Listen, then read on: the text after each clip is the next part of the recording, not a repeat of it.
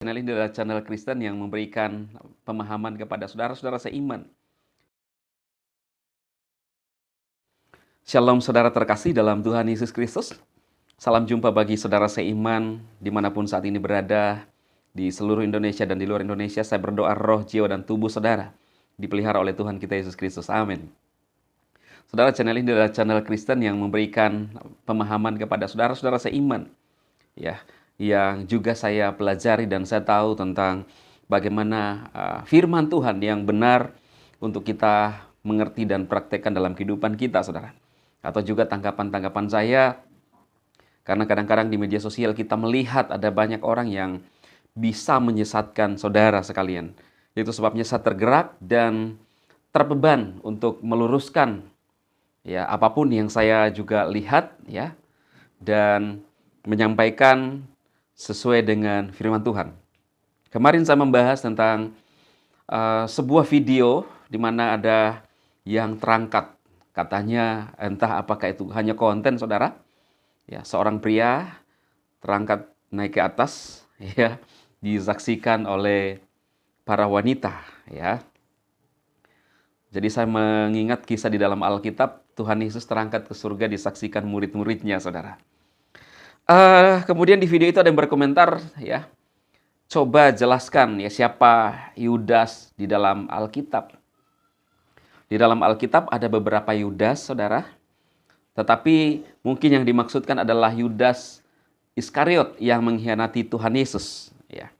Di dalam Bible kita, di dalam Alkitab kita, Yudas Iskariot adalah salah satu murid Tuhan Yesus yang mengkhianati Tuhan Yesus. Yang saudara perlu tahu, atau mungkin juga orang yang bertanya kepada saya, ya. Dan saudara seiman pun harus paham, ya. Karena sering saya mendengarkan dari media sosial bahwa Yudas Iskariot itu yang disalibkan, saudara, menggantikan Tuhan Yesus. Nah, ini sudah sangat ngawur, ya. Jadi di dalam Alkitab, di dalam Matius pasal 27 ayat 1 sampai 10, di sana kisah daripada kematian Yudas, ya. Saya akan bacakan bagi saudara. Ayat 1, ketika hari mulai siang, semua imam kepala dan tua-tua bangsa Yahudi berkumpul dan mengambil keputusan untuk membunuh Yesus, ya.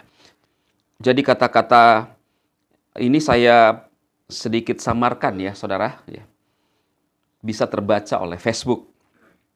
Nah, mereka membelenggu dia lalu membawanya dan menyerahkannya kepada Pilatus, wali negeri. Pada waktu Yudas yang menyerahkan dia melihat bahwa Yesus telah dijatuhi hukuman mati, menyesallah ia, lalu ia mengembalikan uang yang 30 perak itu kepada imam-imam kepala dan tua-tua. Dan berkata, aku telah berdosa karena menyerahkan darah orang yang tak bersalah. Tapi jawab mereka, apa urusan kami dengan itu? Itu urusanmu sendiri. Maka ia pun melemparkan uang perak itu ke dalam bait suci, lalu pergi dari situ dan menggantung DIRI.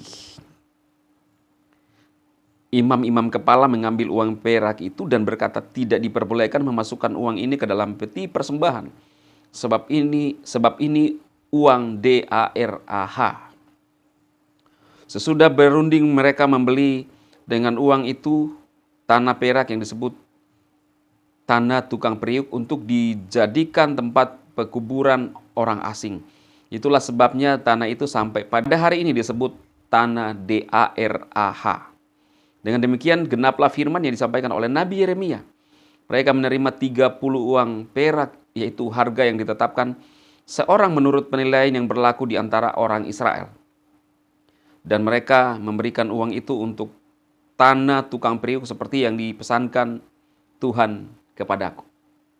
Jadi saudaraku, Yudas Iskariot di dalam Alkitab adalah seorang yang mengkhianati Yesus dan meninggoinya dia. Cara meninggoinya yaitu menggantung diri. Dia menyesal. Ya. Jadi kalau saudara bertanya kepada saya, jelaskan Yudas Iskariot. Di dalam Alkitab, saudara, dia pengkhianat. Bukan dia yang disalibkan. Mungkin saudara mengharapkan itu, ya. Karena beda dengan mungkin kitab saudara yang diceritakan dalam kitab saudara. Saya sering mengatakan bahwa Alkitab ditulis sekitar 1600 sampai 400 sebelum Masehi.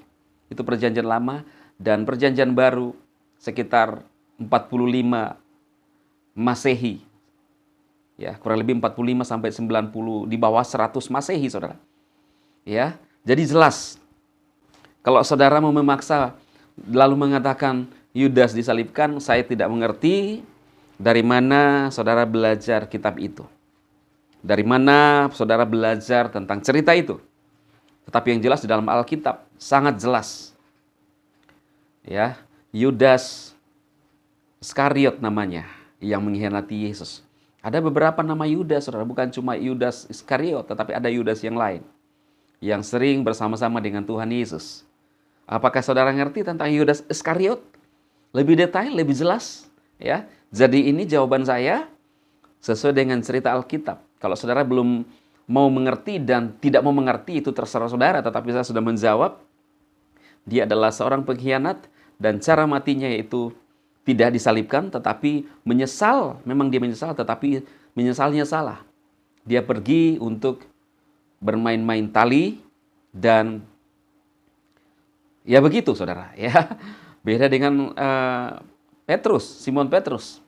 Dia menyangkal Tuhan Yesus, dia menyesal dan dia bertobat. Ya. Jadi semoga apa yang saya sampaikan kepada saudara sekalian, juga saudara seiman, inilah kebenaran yang sesungguhnya dari Alkitab. Kalau saudara pernah mendengarkan pernyataan bahwa benarkah Yudas Iskariot disalibkan dan bukan Tuhan Yesus, itu salah, saudara.